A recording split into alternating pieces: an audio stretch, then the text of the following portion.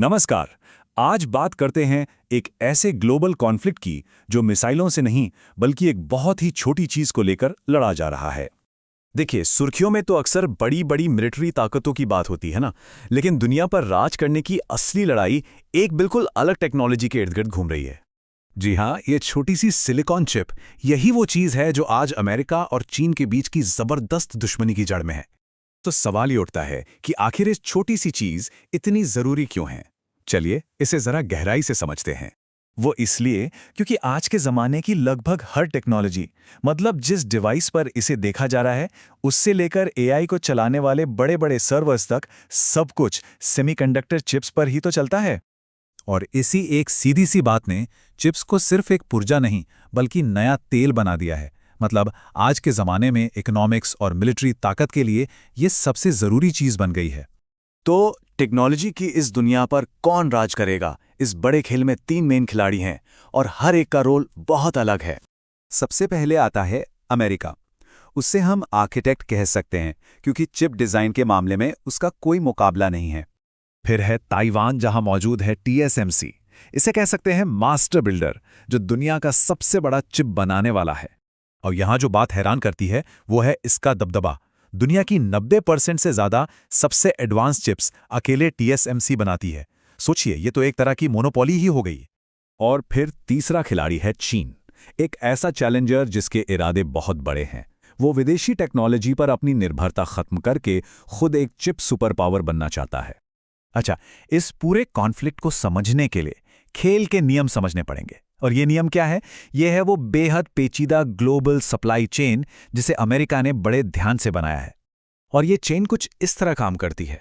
Design बनता है America में, लेकिन उसे बनाने वाली जो मशीन है वो दुनिया में सिर्फ एक डच कंपनी ASML बनाती है। और तो और उस मशीन में लगने वाले बेहद खास लेंस जर्मनी की जाइस कंपनी से आते हैं।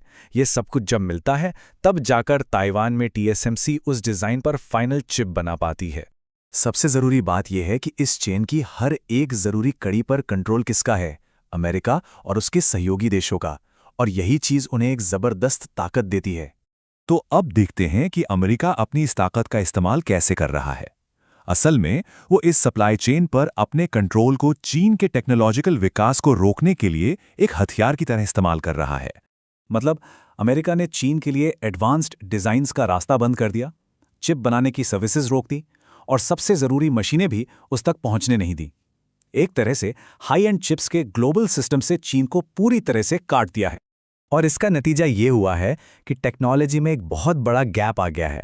देखिए, चिप की दुनिया में नैनोमीटर जितना छोटा होता है, चिप उतनी ही पावरफुल और तेज होती है। चीन की सबसे बड़ी कंपनी SMIC ताइवान की TSMC से सालों पीछे है, क्योंकि उसे वो एडवांस्ड मशीनें मिल ही नहीं पा रहीं जिनसे छोटी और बेहतर चिप्स बनाई जा सकें। तो जब ग्लोबल सिस्टम से बाहर कर दिया गया तो चीन के पास एक ही रास्ता बचा, एक बहुत ही मुश्किल और महंगा रास्ता। वो है खरौंच से, यानी जीरो से अपनी खुद की पूरी सेमीकंडक्टर सप्लाई चेन बनाना। और ये पूरा का पूरा ग्लोबल झगड़ा एक ही जगह पर आके सिमट जाता है, एक ऐसा इनाम जिसे हर कोई हासिल करना चाहता है। और इसीलिए TSMC इतनी ज्यादा जरूरी है। यही वो वजह है कि अमेरिका ताइवान को बचाने के लिए कमिटेड है, और यही वो वजह है कि चीन इसे कंट्रोल करने के लिए जंग का खतरा भी मोल ले सकता है। सच तो यह है कि ये कंपनी ताइवान की सबसे बड़ी ताकत भी है और सबसे बड़ी कमजोरी भी। तो यहाँ सबसे बड़ा डर क्या है जिसके बारे में दुनिया भर के स्ट्रेटेजिस्ट सोच रहे हैं? वो ये कि अगर चीन अपनी कोशिशों में कामयाब नहीं हो पाया तो क्या वो अपनी जरूरत की टेक्नोलॉजी को ताकत के दम पर छीनने की कोशिश करेगा? तो आखिरी सवाल यही है कि टेक्नोलॉजी में सबसे आगे निकलने की इस होड़ में क्या दुनिया मिलकर काम करने का कोई रास्ता निकालेगी या फिर टकराव होकर ही रहेगा? ऐसा लगता है कि पूरी दुनिया की इकोनॉमी और जियोपॉलिटिक्स का भविष्य इसी छोटी सी लेकिन बेहद ताकतवर चीज पर टिका है।